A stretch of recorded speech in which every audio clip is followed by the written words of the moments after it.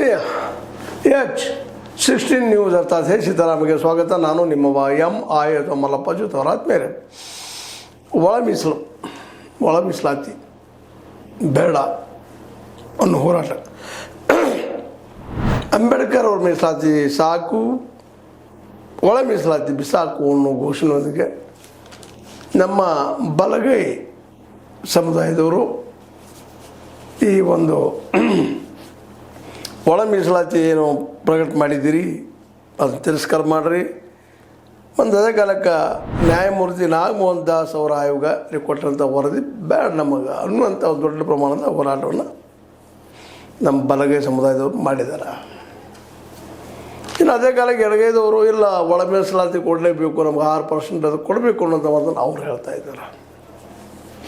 ನಿಜವಾಗಿಯೂ ಎಲ್ಲ ಇವರು ಅಂತಮ್ರಣ, ಇವರಲ್ಲಿ ಇದು ಬರಬಾರ್ದಾಗಿತ್ತೇನೋ, ಯಾಕೆ ಬರ್ತಾ ಇದೆ ಅಂತೇಳಿ. ಯಾಕೆಂದರೆ ಯಾರ್ಯಾರು ಎಷ್ಟೆಷ್ಟು ಪ್ರಮಾಣದಲ್ಲಿದ್ದಾರೆ ಆ ಪ್ರಮಾಣದಲ್ಲೇ ಅವರಿಗೆ ಹಂಚೋದು ಸರಿ ಅಲ್ಲೇನು. ಇಲ್ಲಿವರೆಗೆ ಒಳ ಮೀಸಲಾತಿ ಯಾಕೆ ಬಂತು, ಒಂದು ಎಲ್ಲರಿಗೂ ಸರಿಯಾಗಿ ಹಂಚ್ಕೊಂಡು ಹೋಗಿದ್ರು. ಅಂಬೇಡ್ಕರ್ ಅವ್ರು ಬಯಸಿದಂಗೆ ಒಂದು ನ್ಯಾಯಸಮ್ಮತವಾಗಿ ಎಲ್ಲರೂ ಸಿಕ್ಕಿದ್ದಪ್ಪ ಅಂದ್ರೊಳಗೆ ಈ ಪ್ರಶ್ನೆ ಇವತ್ತು ಹೇಳ್ತಾ ಇರಲಿಲ್ಲ ಅನ್ನೋ ಒಂದು ಸಾಮಾನ್ಯ ವಾದ.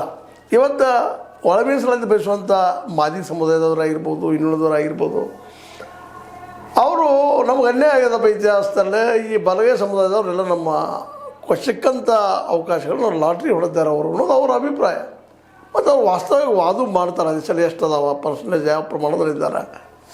ಇಲ್ಲಂತ ನೋಡ್ರಿ, ಈ ದೇಶದೊಳಗೆ ಜಾತಿ ಒಳಗೆ ಜಾತಿ ಸಣ್ಣ ಜಾತಿಗಳು ಮಾಡಿ ಇಡೀ ದೇಶ ಏನಪ್ಪ ಅಂದರೆ ಅಭಿವೃದ್ಧಿ ಹೋಗೋದು ಹೆಚ್ಚು ಕಡಿಮೆ